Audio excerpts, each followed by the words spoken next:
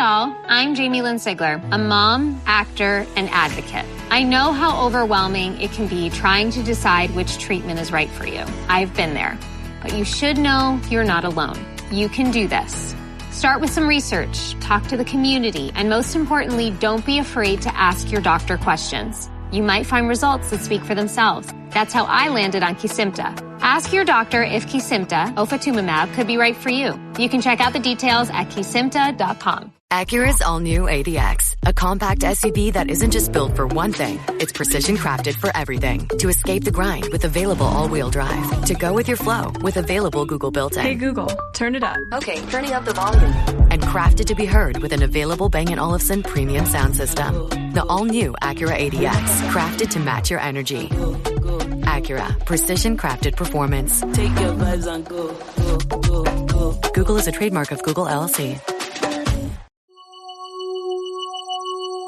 Hello, you're listening to Me and Paranormal You with your host, Ryan Singer. Because it's more fun to believe. Hey everybody, welcome to another experience of Me and Paranormal You. This is your buddy Ryan Singer. I'm excited today because I've got Colleen Coffman with me today. We are going to be chatting about specifically the new book, but I also want to get into... the book is The Adventures of a Sketch Diary, where she chronicles real-life paranormal experiences through over 40 different detailed sketches and compelling stories. I mean, we're talking fairies, spirits. We're going to get into portals, potentially in the forest today. Special effects artist, paranormal investigator, and author. Colleen, thanks for joining me today. Thank you. What a great intro. Thank you. Of course. Well, I'm excited because, all of this stuff is just right in my wheelhouse. I was perusing through ColleenCoffman.com, looking at your special effects, your visual effects work, just really rad, cool stuff. Thank you. And so when you were a little kid, you were just a total weirdo, right? I'm guessing. Yes, and I just got weirder as I grew up. Thank God, right? Like I've been really kind of obsessed with lately the idea of, having grace to embrace how weird we are. Yes. And I feel like more and more people are getting to that space. Yes. And was it something that was a struggle for you, or like you had to come into because of outside pressure to kind of like fit in, or were you kind of just always a woo-woo wild one and just kind of ran with it? Oh, woo-hoo and woo-woo are two of my favorite things. And they always have been. My mom and dad were incredibly supportive of me growing up and being just as weird as I've always been. We joined hands and we learned together. When there was a monster in my closet, my mom didn't tell me it was a figment of my imagination. We investigated it together, and if her hackles went up, then we went and climbed in bed together and waited until Dad got home. Oh, wow. That is really cool. I think the the validation of experience, yes, is maybe what we can call it. Yep. As children, there's a big difference between, brushing something off, and I get it. Parents can be tired. They've been at work all day. Maybe they cook dinner and they're just exhausted, right? And they've got all the stressors of being a grown-up happening. And so they don't want to deal with a mythical creature that might be hanging out in their kid's closet. Like, okay, well, this is right. Yes. My parents were so incredibly wonderful, and I tried to, pay that forward to my own children and grandchildren as well. It's when they tell you that they see something or that they're experiencing something, to blow that off is a huge, huge mistake, in my opinion. Yeah. And I think once we're given permission to live in that world, specifically as kids, then it's kind of off to the races. And yes. I'm curious about that. What, given the pass key or the code or the, the door being unlocked to the wild, the weird, and, the wonderful, and sometimes scary and frightening, when it's unknown to us, especially as kids. I'm wondering, if there was, a series or a succession of events that happened that kind of cemented your belief in the mystical and the magical as a foundation that you would use moving forward throughout the rest of your life. Not necessarily. I have always experienced these things, so I always knew that they were real to me, anyways. And I also always understood, God bless my mother, because she was like, not everybody is going to understand this, so be sensitive to that. And so I grew up being sensitive to that. But no, actually, strange things in multitudes have always been around me, always. And if you're around me, you're going to experience them as well. So you're kind of a magnet. I'm curious about maybe some of the specifics even that you noticed early on when you say strange things. What are we exactly talking about? I remember my mom always talked about, me knowing what was going to come onto the radio before it actually played, or company that was going to show up at our front door before they actually got there, and she had no idea that they were coming. Monsters in the closet and under the bed, and my grandmother coming to me in dreams when she'd passed away, and things along those lines have always been very common with me. But they also had their own experiences, before I was born. So I think that it was more okay with them than your average parent, because they had their own experiences as well. I think that's helpful, right? Oh, And sure. I think experiencing is knowing for sure. I mean, people say seeing is believing, but experiencing is definitely knowing. I mean, because there's so much more than just seeing a paranormal event, or it's all the senses, and sometimes there's no sight at all. But the so these predictive thoughts, or precognition that you're experiencing now, do you find that there's a characteristic or there's a detail about when these thoughts pop in now that you're older?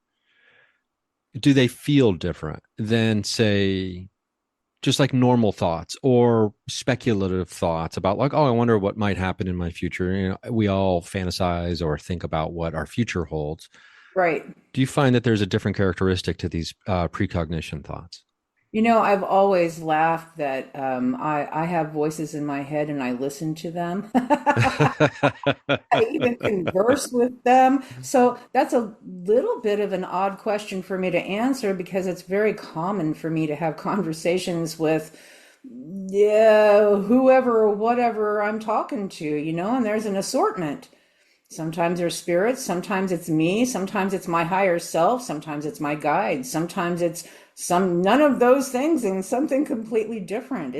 That's kind of an odd question for me to have to answer. Yeah, I'm curious about discernment between knowing the difference between these things. It's just kind of something that is innate. Oftentimes I depend on my gut feeling, as far as, okay, does this feel right or wrong? What emotions go with it? Am I sad? Am I happy? Am I frightened? What is going on with this? Ooh, let's turn that off. Oh, I didn't know if that was me or you. No, that was me. It has to do with my own gut feeling, and how this feels to me. But that's really a good question. And how do you tell who you're talking to? Are you talking to yourself? Are you talking to your guides? Is there a spirit that has something to say? Is it a higher self thing? Are we talking to aliens? What is going on? And these are thoughts that are also in my own mind. And to be honest about it, I take it on a thought by thought basis. Yeah, and I'm curious if just, you know, embracing it also over time brings clarity, and just kind of trusting your gut on. Yes, yes. Trusting my gut is a big deal. Clarity over time, not so much. It is just as convoluted and diverse as it ever has been. Only if we were so lucky, to be given like a menu. The or like, when the radio, like satellite radio or something, like comes up and caller ID. Back in the Right. day, it would be nice to have like spiritual caller ID, right? The Agreed. I wonder too. I have the sense that maybe at least somewhere along the way, in your journey, there's been, whether it was career or personal, that there was a moment where, you really leaned into and relied upon one of these voices or multiple voices on, a difficult situation where you needed real guidance. Oh, yes. Oh, yes. I can absolutely confirm that. I have depended on their friendship and their guidance and their advice my whole life. I remember whenever I was divorcing my first husband, which was a really ugly and awful thing for me and my kids and anybody who knew us, really. But I remember walking into the courtroom and he wasn't even there. His attorney was. They were planning to reschedule it and blah blah blah. And my guides whispered in my ear and they said, "Take a good look around because this is the last time you're going to see the inside of this particular building." And I was like, "Oh, come on, really? Wishful thinking, blah, blah, blah." Again, discernment. Who am I talking to and who is talking to me?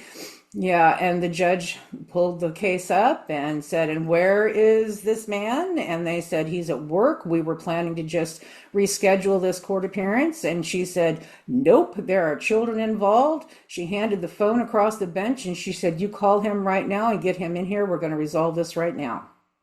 Wow. I was blown away and very grateful.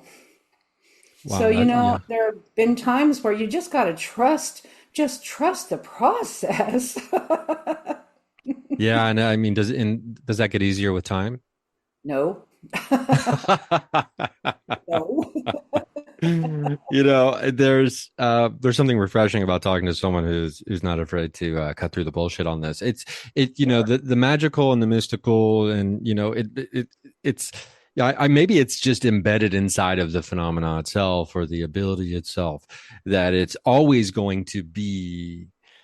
I mean, confusing is not the right word, but do you know what I mean? There's always, yeah, well, there's always something ambiguous about it, right? Definitely. And it's embedded into it. It's not something that you can necessarily just get used to and that becomes ho hum. Not in the least. I'm And just curious. Oh, well, go ahead. answers, there's something else right in your face. Yeah, right. And I mean, it's impacted your work, I'm sure. Absolutely. And so did you know early on you wanted to get into like special effects and visual effects? There's a fun story for you. When I was about 10 years old, my dad was a member of the JCs. And they used to do every year, they would do a fundraiser haunted house, commercial haunted house. And I was 10 the first time I joined into that. There was nobody there doing makeup. I was good at it. And so I climbed right in and I started doing special effect makeup when I was 10 years old. So, and with my experience with all the creepy crawlies that I saw in shadows here and there, it was just a natural thing. You were just creating what you'd already seen. Sometimes, yes. Wow. And so then it just went from there. You just kind of leaned into it. Yep. Yep. It just kind of took me away. It really did. Since 2020, I haven't done as many of the special effects. COVID it was mean to me and it was mean to my career. So kind of in a little bit of a retirement there and switching gears. Yeah. I mean, I can relate to that. Making my living doing live performance, and then part of me feels like it still hasn't. I still have no idea Yep. what I'm doing now. Yes. Since even once the Right. world's reopened, it feels like everything's just been reset and Yep. kind of starting all over. But well, you get into, well, we're gonna have to. I forgot to mention that there are a couple times we'll have to take short little breaks, but we're not quite there yet. But it's interesting to me because in the world of like entertainment, creative arts, special effects, practical, practical effects as well, which I really, really dig. And knowing a lot of people who are super into kind of like, the horror film genre. I'm curious, like I've never really thought of this until right now, but what is it about a certain type of person that is really drawn to these things that also might be more open to I don't know, the world of the supernatural. Do you have a So take on that? yeah, I've got some thoughts on that. I don't know about a take, but we'll play with this and see where it goes.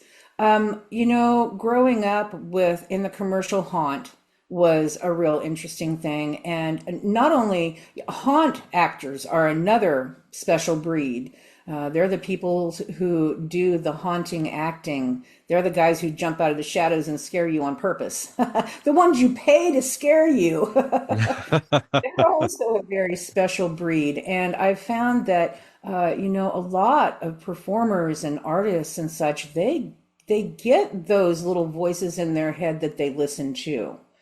And I think that's a very commonplace thing. I know that in that particular career choice of my own, I had very few people who would call me nuts. Instead, they would catch me behind the curtain and they'd say, "Hey, I had this experience. I'd like your take on it."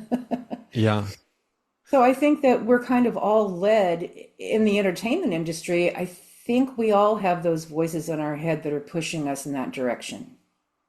Yeah, for sure. And I think when creativity and imagination is such a big part of life, I think that I don't know. I don't know if I've ever said this before, but it almost feels like our minds are portals Yep. to a large degree, and we have to keep those.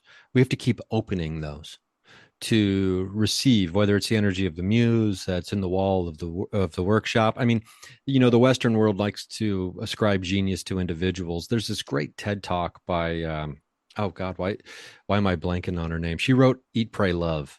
Famous Oh, author. God, I can't believe I'm blanking on this, but she's got a great TED talk about creativity and genius and how the Western world's kind of bastardized it, and like it's become like people are genius as opposed to genius being this energy, and yep. as opposed to channeling it and being lucky to have a moment spent with it Yes. as an artist. And I feel like when we open up the portal of our mind to accept messages or creativity, I mean, it's all magic, right? I mean, It is. It is especially very when you're creating these visual effects, you're creating creatures or characters, and they come to life, right?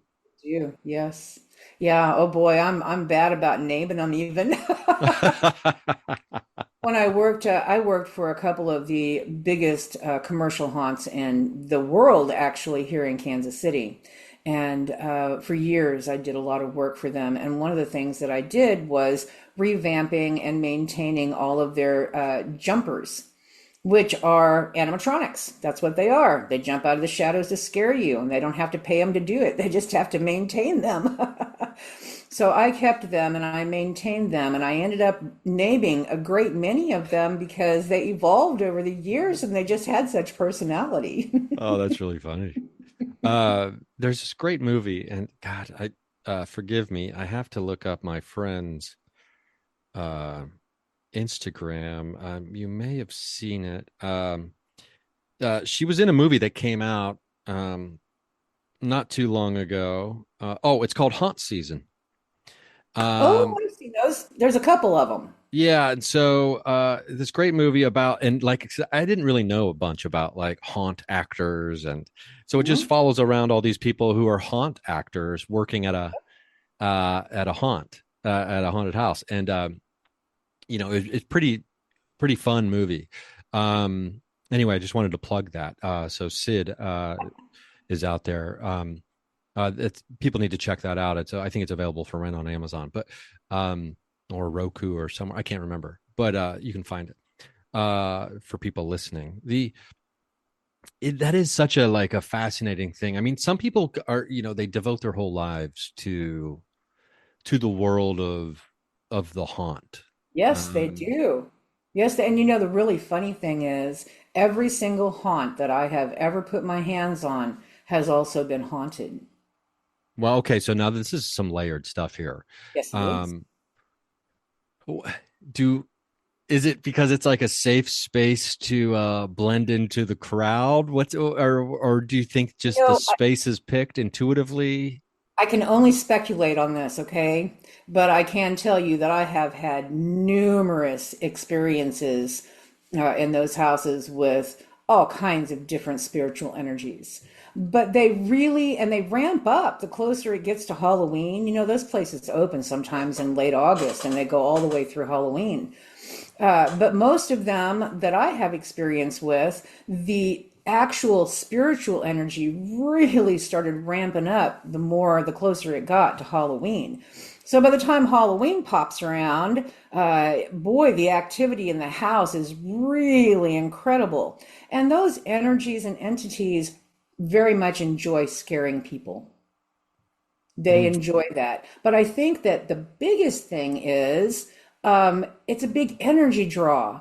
You know, there are a lot of energies out there that will scare us on purpose, just so they can consume our energy of being afraid or angry or jealous. That's what they eat. That's how they manifest on this plane.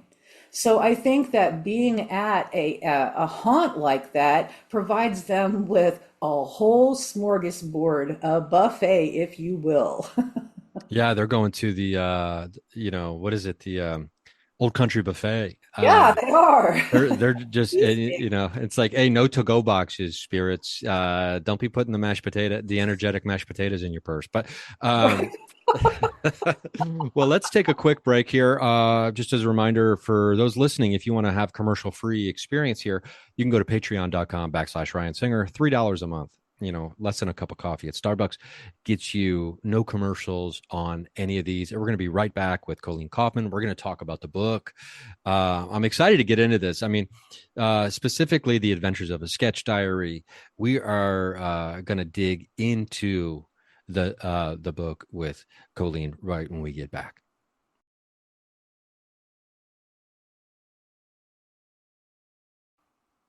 And we're back. I've got Colleen Coffman, special effects artist, visual effects artist, paranormal investigator, author.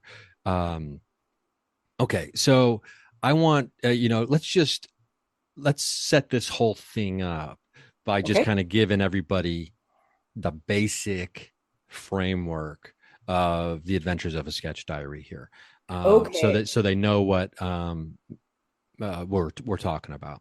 Okay, well, sit down for a minute because this is going to take you off your feet. It took me off mine. Okay, so back in the early 2000s, I was doing a lot of traveling around I'm also a professional airbrush artist. And so I was traveling around all over the country doing airbrush artwork. And so my parents got me a little sketch diary to take with me, and I was sketching all the different creatures and spirits and stuff that I met along the way. In 2012, my life took a incredible turn, and I ended up moving and getting divorced, and then my storage unit was burglarized, and I hopped around from place to place trying to get settled and figure life out.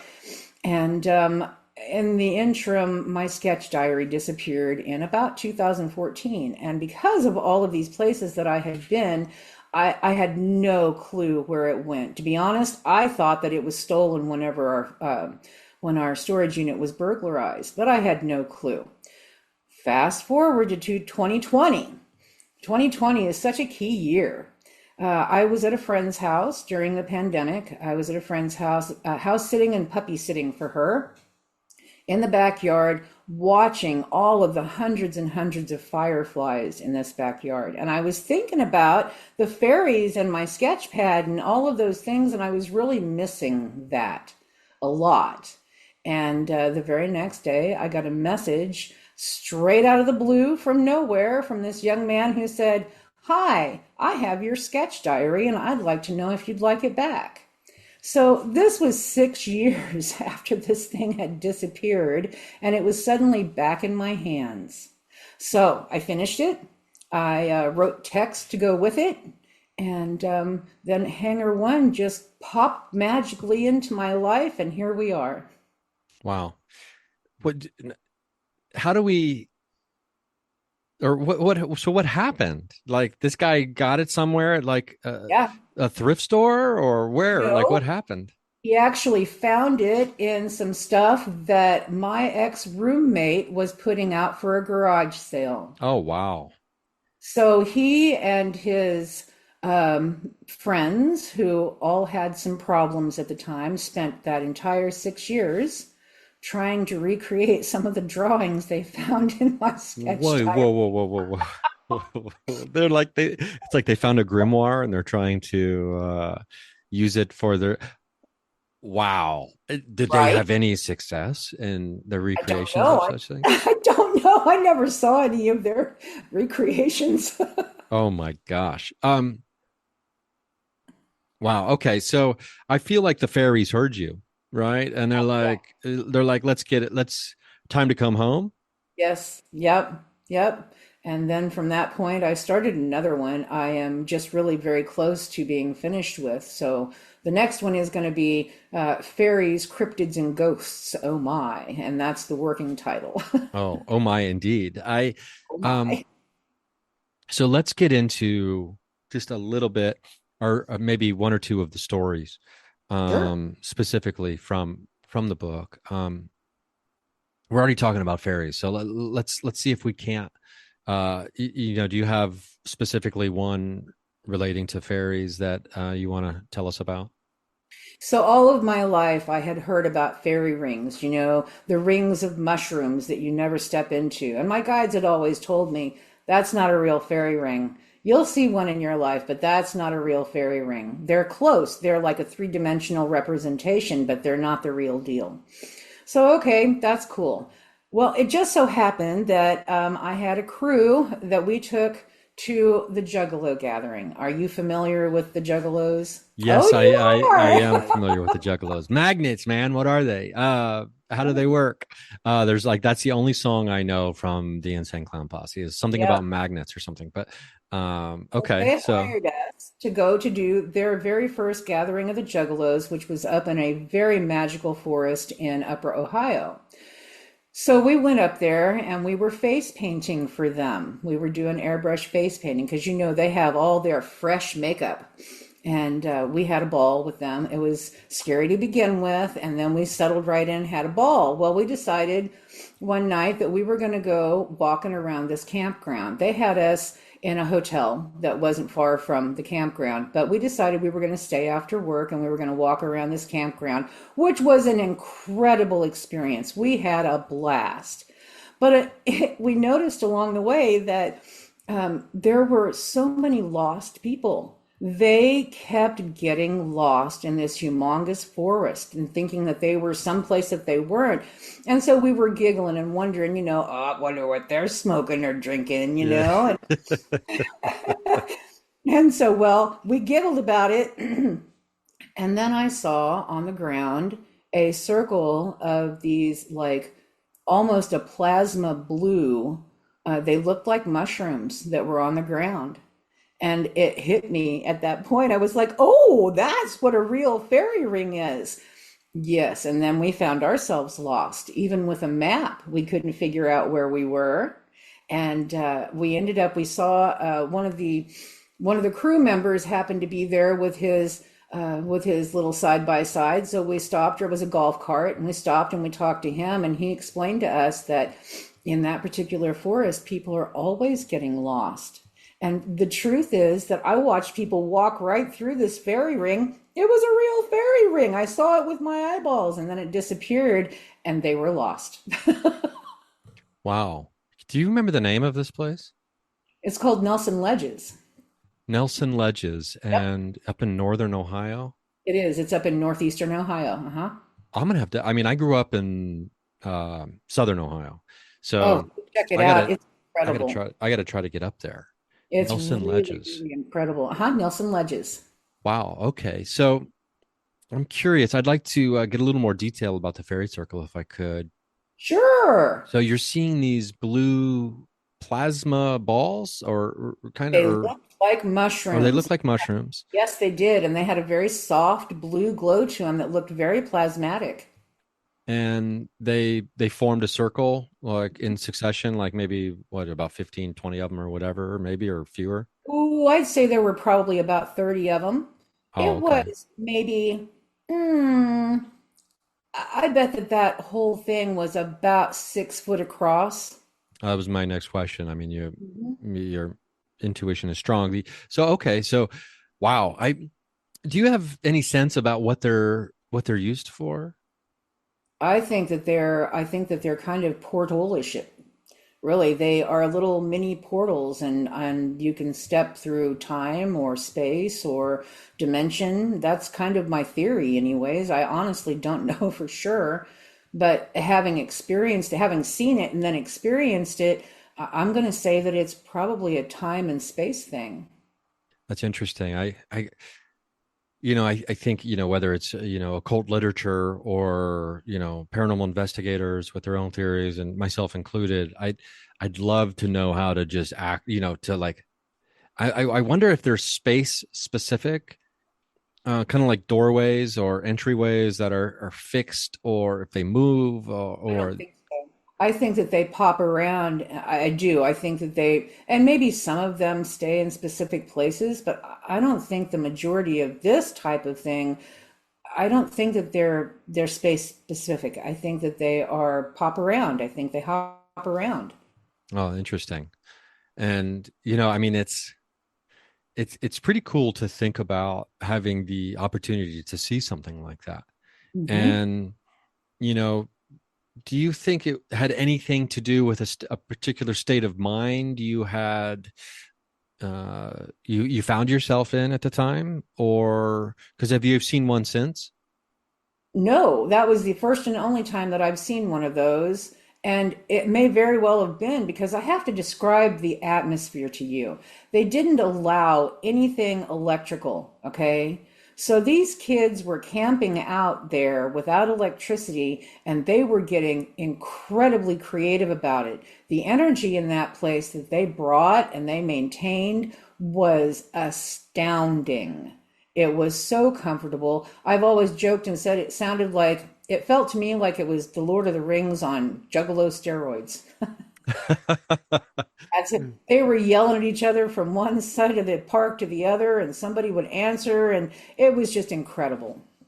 That's interesting that they didn't allow electricity. Yep, no electricity in that forest, huh? That's a, I wonder what the reason is. Well, I don't think That's, they had outlets that deep into the forest, for one. oh, okay. And what year was this? Do you mind me asking? Oh, no, that's fine. Our first year was 2003 with them. Is Okay. that So right? it's not like it was 1987 or Nope, something. nope, 2003. Wow, interesting. I'm reading this book. I was reading it last night. It's called Journeys Out of the Body by this guy Robert Monroe, who Oh, cool. kind of pioneered out of body experience travel and that kind of thing. But um, it's interesting because he was talking about Faraday cages and Mhm. how large amounts of electricity or electromagnetic energy can almost potentially act as a barrier and or a cage for our astral body, our spirit self, whatever we want to call it. Oh, that's He interesting. calls it second body, right? And so it's interesting that maybe just intuitively they knew that if they're going to try to have some kind of magical experience in this forest, that you can't be having the electricity get in the way of that and kind of prevent and or hinder the kind of activity that might be possible. That's very possible. I know that the guy that we stopped and talked to find directions out of where we were lost, he said that the guys who worked in that forest actually were never allowed to go out into the forest without their walkie-talkies because it was such a common thing for everybody to get lost. I, I cannot believe I've never heard of this place. I You've wonder got to how go check this I place out. gotta check this place out. I wonder Yeah, how big it is. I wonder what the it's acreage big. is. It's big, big, big. Oh, golly. I hate to even speculate, but it's hundreds of acres. Now, is it like a state park or is it private? It was private whenever I was there, but like I said, the last time I was there would have been 2005. Wow, wow, wow. That's really cool. So, that's really cool. I don't know if I've ever heard of a fairy circle being ever before detailed in such a way. And, obviously I'm familiar with the mushroom circles you'll see. And, but that's interesting that they're just kind of like a representation of the actual real thing. Yep. Um, Yeah, it's cool. yeah, that is cool. Kind of, I'm almost sensing it as if it's like a painting of a person. It's like, that's not the person, but you're seeing the representation of them. Yes, It's a that's a portrait. good analogy.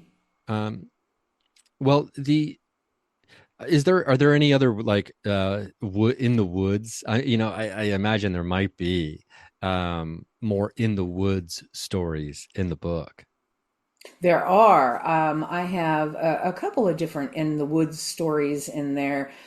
Most of my experiences, especially in that particular book, come from a place that my ex-husband and I used to take care of for an elderly couple. And it was about 50 some odd acres of pasture and woodland. And there was a pond there. There was a big old pole barn. There was a little horse barn. And we built a fire pit out of some stones. And instead of mowing over them, we would put them into a fire pit. And we used to go up there and just have a great time. Well, we noticed one day there was a massive mushroom circle in the field. And so it was like, well, that's interesting. Wonder if there's fairies up here. I mean, I had played with them whenever I was a child, but I kind of didn't play with them for a long time.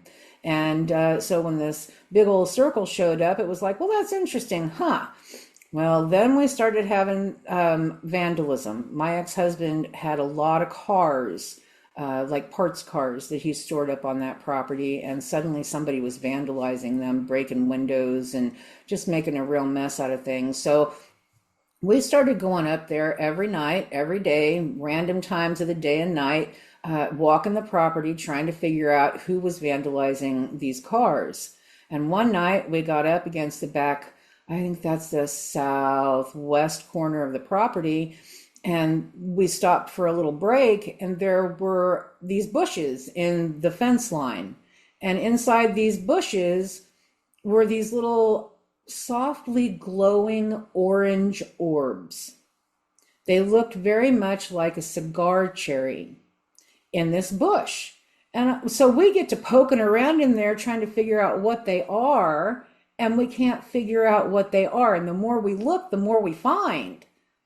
So we finally give it up, and the next day we came back in the daylight, and there was absolutely nothing there that would have explained what we were seeing the night before. But then that night, we started seeing all these very fast-moving white lights. And they had this very high-pitched trill as they came past you.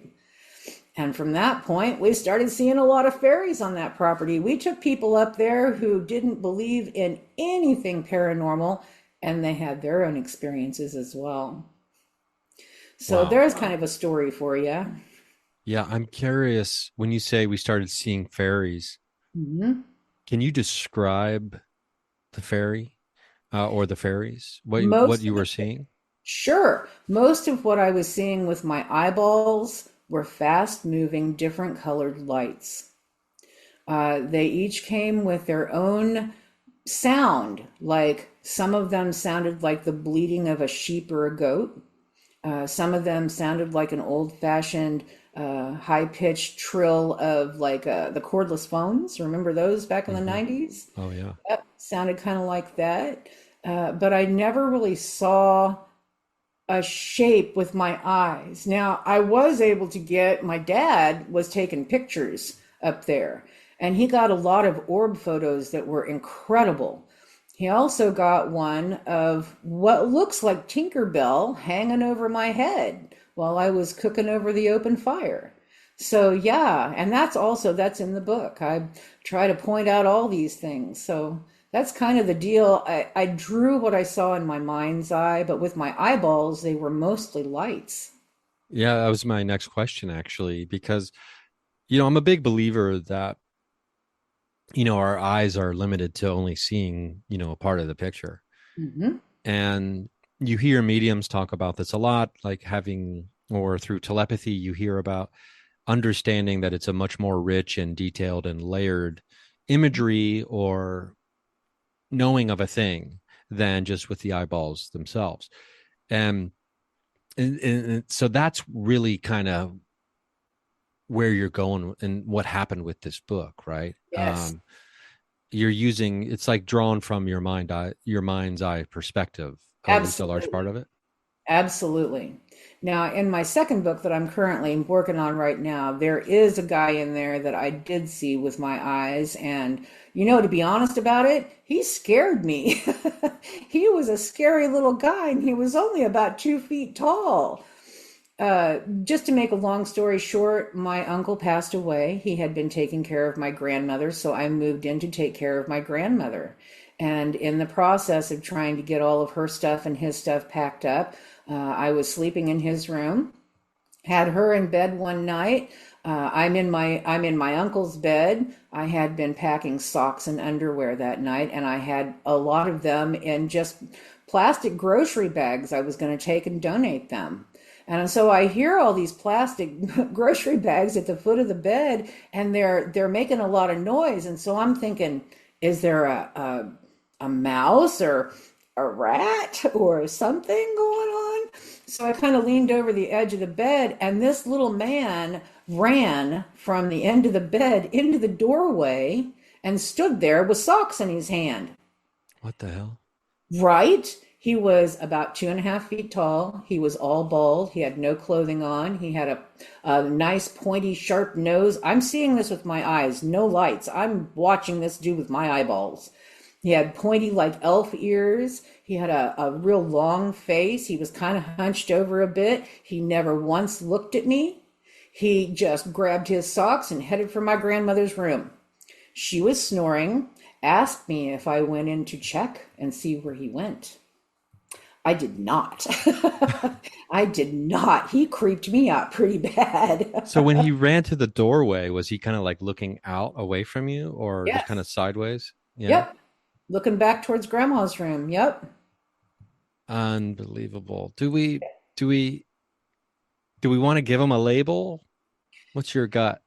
I just wish okay, years later, and just in probably the past 6 or 8 years, I started seeing a lot of videos of the same type of a creature, and they're all over the place, and they call them duende.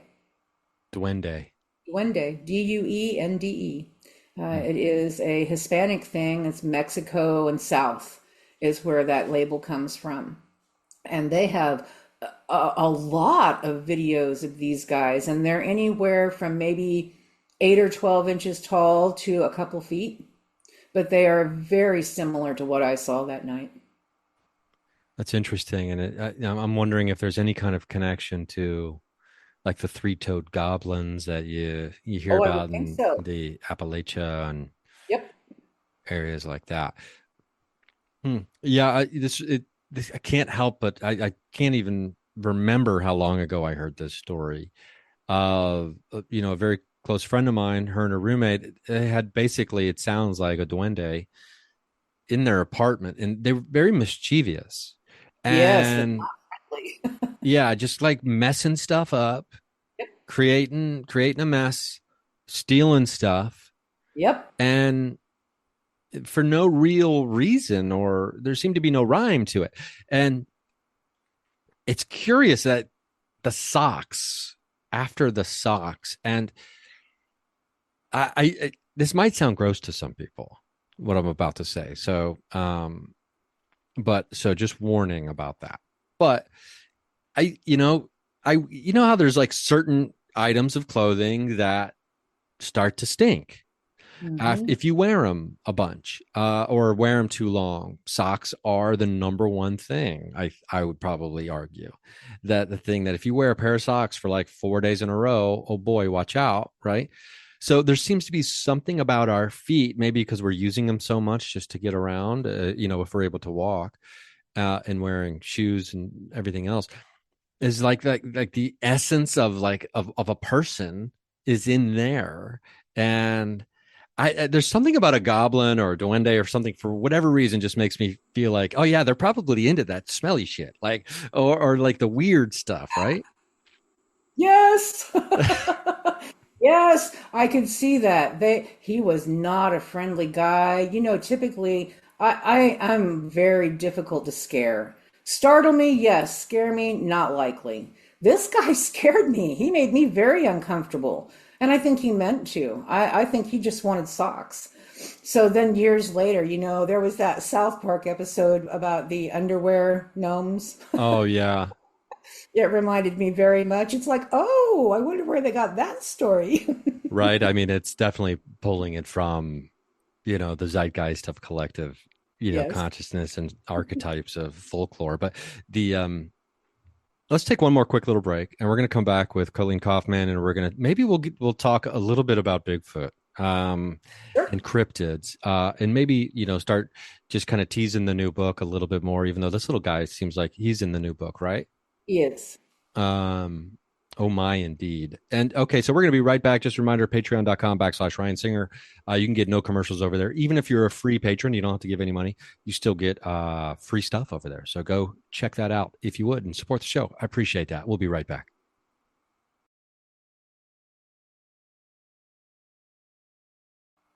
Okay, we're back with Colleen Coffman. We're talking about Adventures of a Sketch Diary, the mysterious disappearance, and then years later finding it, and then it becoming the book. There's a new book in the works currently, and what is it? Cryptids, Bigfoot cryptids, and what was it? Fairies, cryptids, and ghosts. Oh Oh, my. oh, okay. Fairies, cryptids, and ghosts. Oh my. When I heard cryptids, I just automatically was thinking, our old friend Squatchy.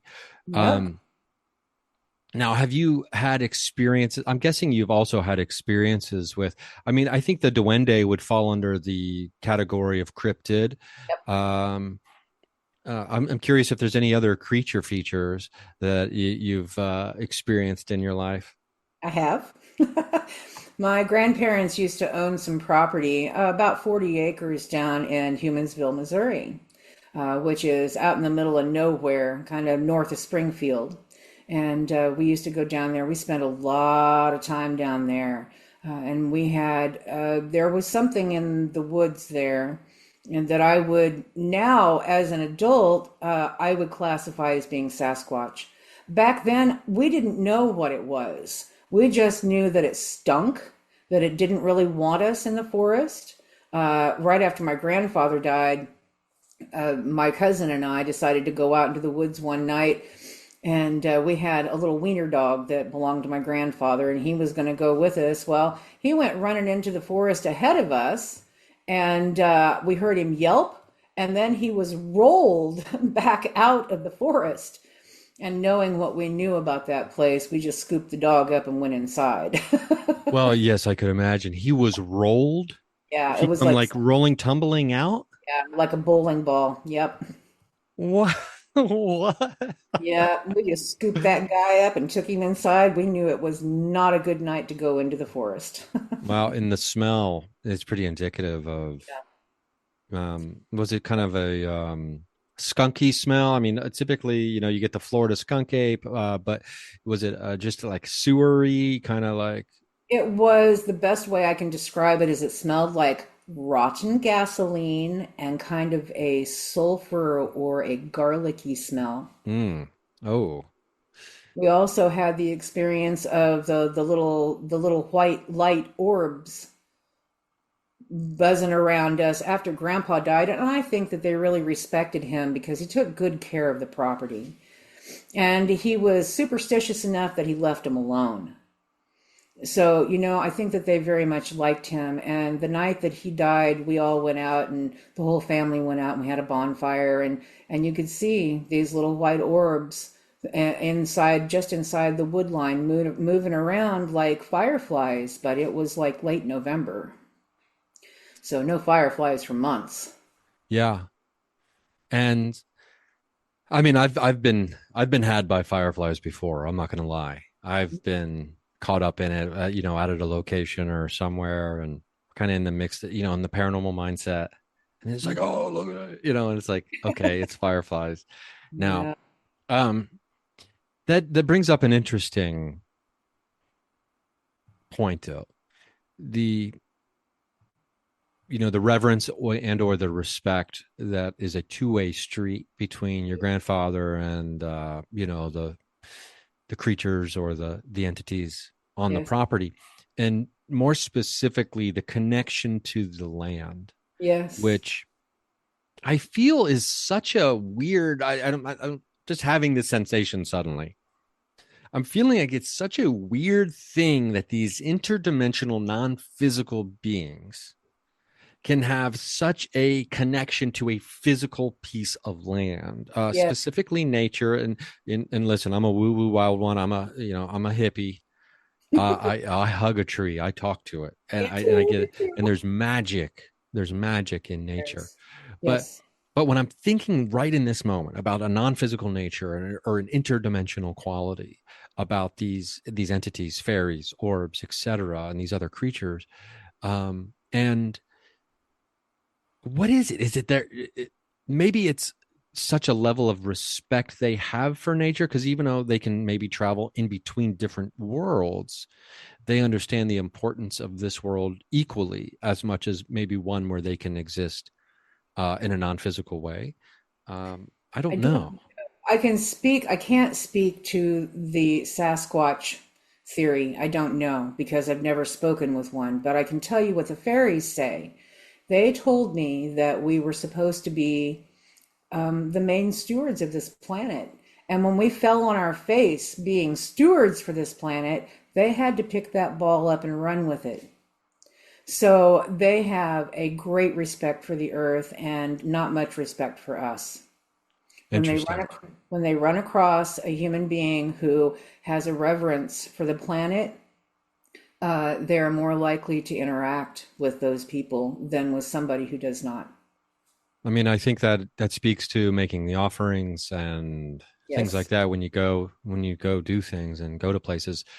Gosh, I'm glad you mentioned this specific point, because it was a couple weeks ago. I live in like the west side of Los Angeles, and I was driving to a baseball card shop, and I was on the street, and my buddy was in the car with me, and the guy in the car in front of us was driving like a Lexus sedan. We're at a red light, opens his door, drops a full bag of like McDonald's and just puts it on the street, closes his door, light turns green, and we zoom off. I was so upset Yeah. that I wanted to just follow this guy home, or gal home, right? But probably guy. Wherever. Hmm. And but now knowing this, having this conversation, I can just remember, like, you know what, next time that happens, I can, try to pick it up first of all, but I can let the fairies deal with them. So Like, yeah, I don't have to road rage on this person, right? no, they'll get theirs. Yeah, so I just let the fairies take care of it. That whoever that is, that is the exact type of person I think we're talking about here, Yeah. who the fairies have zero respect for. Yeah. None. I mean, I didn't think people still did that. Like, Oh it's yeah. so crazy to me that someone still thinks it's okay. I'll just litter on the street anyway. But that's the first thing I thought of, like, oh, let the fairies deal with it. I think that might actually help me just in other frustrating situations. So they can be the most beautiful and amazing friends you ever met, or they can be your worst nightmare. Yeah, I don't want to know what that means, like, intimately. At least in a personal way. I've had a friend who had an attachment that was Those are no fun. yeah, that was pretty bad. Yeah. I do wonder, like, the fickle nature of them. Do they seem to be pretty volatile, as far as, like, they're your best friend one day and then your worst enemy the next? Is No, it not that at all. volatile? No, not at all. No. They are actually very good communicators. Oh, Colleen froze on me. So while we wait for the connection to come back, I'm just going to. Newspapers. Oh, there you are. Sorry, Colleen, I lost you there for a second. I lost you right after you said they are very good communicators. If you can just start right there, that'd be great. Sure. So the sylphs are very good communicators, and they're my favorite to talk to. They're like the little newspapers. If you have a question, they're the guys to ask. They've always been very kind to me. And so, but some of them really, they don't care what we think. They don't care about any of us at all. They're doing their own thing, and that's where they're going. Well, that's pretty cool. And I mean, there's actually, maybe we'll end the conversation talking about, the different types of, I mean, because I do know you have experience with dryads as well. Oh, sure. Yes. Let's just remind people dryads now in like maybe some of these different classifications if we can. Sure. There's several different types of dryads, but in a nutshell, a dryad is a tree spirit, and some of them are able to leave that tree and they're responsible for like a group or grove of trees, and some of them are completely inside of one tree, and that's where they spend their existence. And yes, they are beautiful. That's why you want to hug a tree. Yeah. There's a dryad. Yeah. I've always loved, just in a very simplistic way, just the word dryad. Mm-hmm. It's always been one of my favorite words to name a thing. And I don't know. I think if anyone has spent any time in like the redwoods, which are probably maybe, some of the most popular for people to be like, oh my God, I was stunned by the beauty. Right. But I mean, it doesn't have to be a redwood. And I love grove. Yeah, I'm glad you said the word grove. I haven't thought of grove in such a long time. It's such a cool word. Like just spending time in the grove. I want to know what the difference between daytime and nighttime in your perception is when it comes to experience with these things. What is it about the energy that changes? And like in the forest, it is much like our physical things. I mean, you have your diurnal animals, your deer and rabbits and birds and such that are out all day long, and then you have your nocturnal animals that are out at night. And there's a lot of predatory animals that are out at night. Why? Because it's easier for them to hunt sleeping things and to go under the cover of darkness. So it's a kind of the same thing.